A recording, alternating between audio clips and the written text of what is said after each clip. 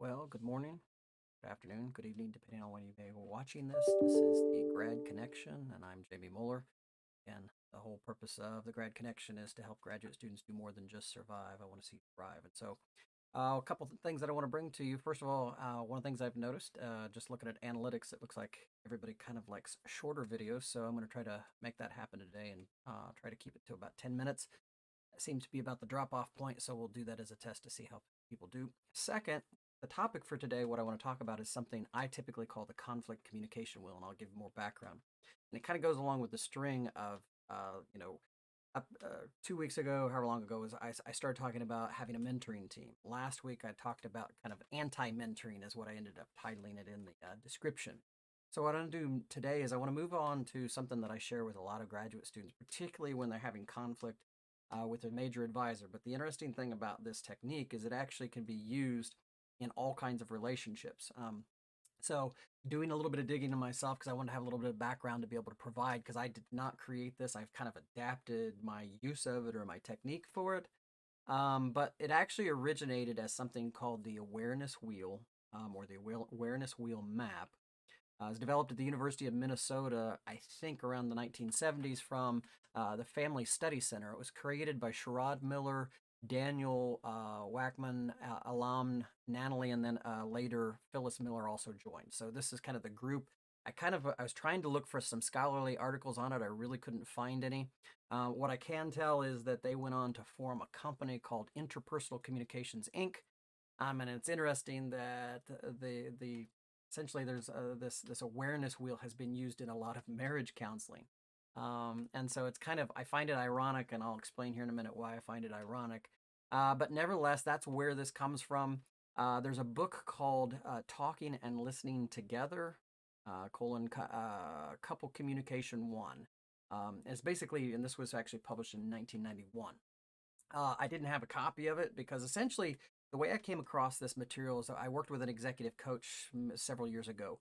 Her first name was Iris, and it was a great opportunity to develop. And I'd encourage if you ever get the opportunity to work with a professional coach, particularly when it's not designed to fix something specific. Because sometimes when you work with an executive coach, you're told you will work with an executive coach to correct some behavioral problems or some things that maybe are holding you back as a leader. This particular in situation was basically I don't know. It was provided as an opportunity. I don't know that it was. At least I never came to aware that it was to fix a particular problem. Maybe it was, and I didn't know it.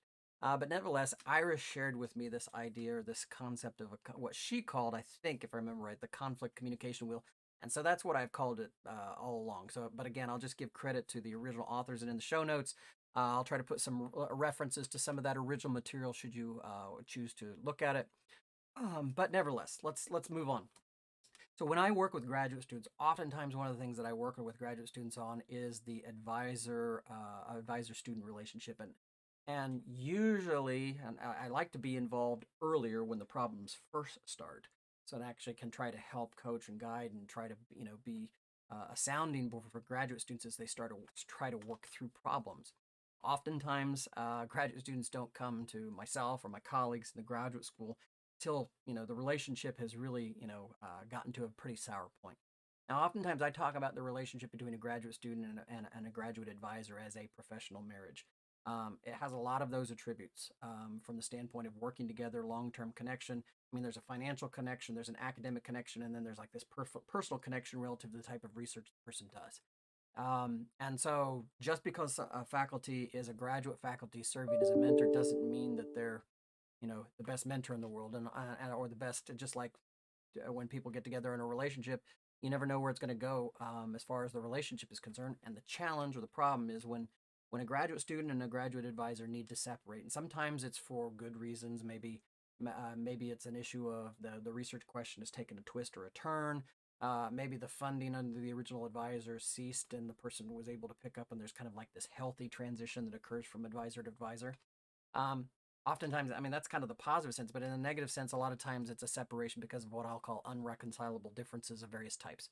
It could be mismatch of expectations. There are a variety of things that can happen. The challenge is because it's like a marriage, when there's a separation, it's just as bad as a divorce as far as the feelings involved and all the things going on with that. also say oftentimes there's and I'm not making light of divorce, it's just something that everybody can understand. And when you talk about a relationship with a mentor mentee, whether it's a master's relationship that's going on 2+ years, or if you're talking about a PhD relationship that could be anywhere from 4 to 6 years, could be a postdoc relationship, and there's, the time limits on those vary.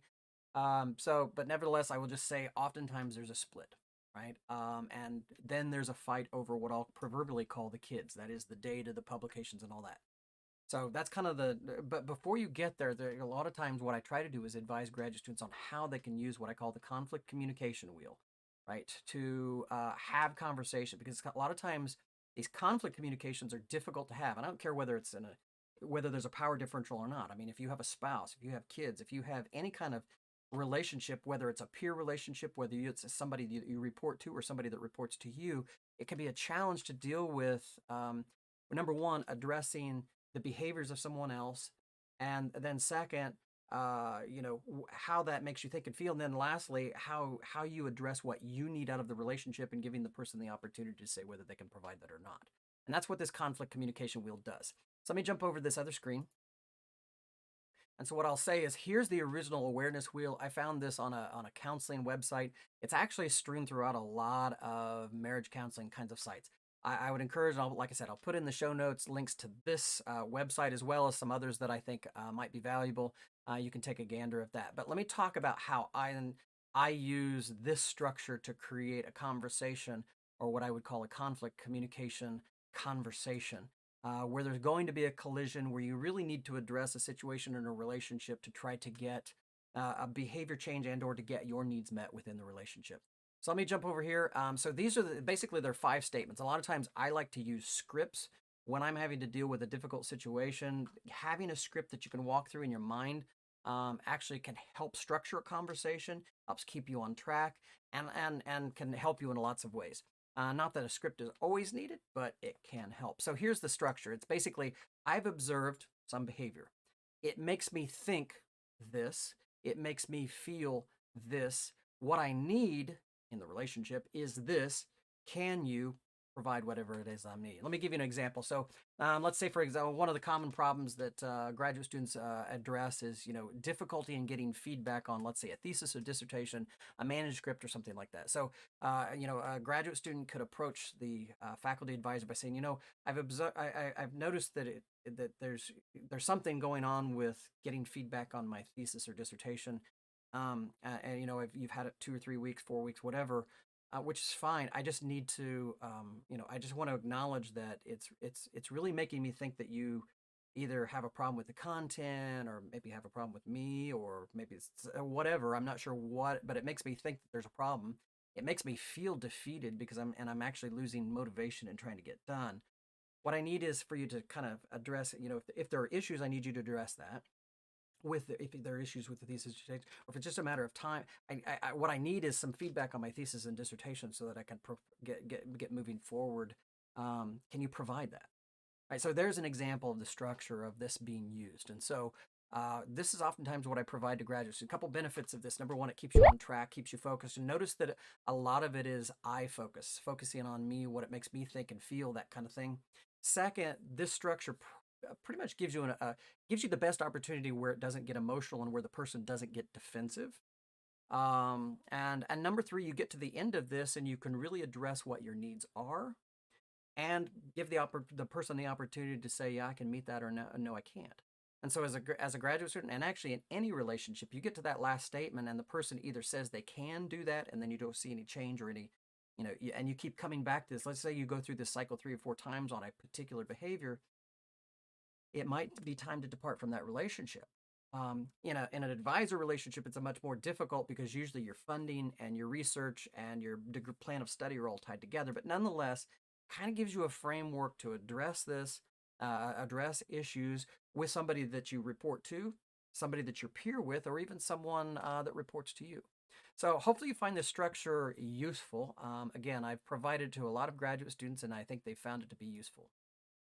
So with that, it's this kind of, I'm not sure, each week I really never know where I'm going to go until really getting close to Friday. So we'll see where next week's adventure goes. But one thing I did want to test is trying to keep trying to keep these segments down to 10 minutes or less. And I do appreciate everyone that has connected, subscribed, made comments, engaged on the private Facebook group. Again, if you're a graduate student, whether you're at Purdue or somewhere else, I want to invite you to subscribe. And you don't necessarily have to be a graduate student necessarily, but subscribe to the YouTube channel. That's where this video content is going to be coming from. If you're a graduate student, particularly, I would encourage you to engage on the Graduate Connection private Facebook group that I've created. Just simply go to Facebook and search it. If you can't find it, you can email me, you can text me. You can also connect to me on LinkedIn or Facebook. So, again, I'm Jamie Moeller. This is the Grad Connection, and here's hoping you have a great week. Also, let me say, I know this is a Graduate Appreciation Week at Purdue, and so I do hope all the graduate students really know how much the faculty, the staff, everybody at Purdue appreciates all the heavy lifting you do and the work that you do day in and day out. And as I've said before, without graduate students, a lot of the operations would not function in the university. A lot of the teaching would not occur. And I'm a product of that system. I came up as a graduate student at Purdue, ended up getting lucky enough to get a faculty position at Purdue. And so I've lived it, but I also I want to make sure that I express my appreciation to every graduate student, whether you're at Purdue or not. Just please know that your work is appreciated. And I know this year has been an incredibly difficult year for everyone, but particularly graduate students. So with that, let me say, I hope you have a great rest of your day, great weekend, and that you continue to see success in everything that you do. Thanks.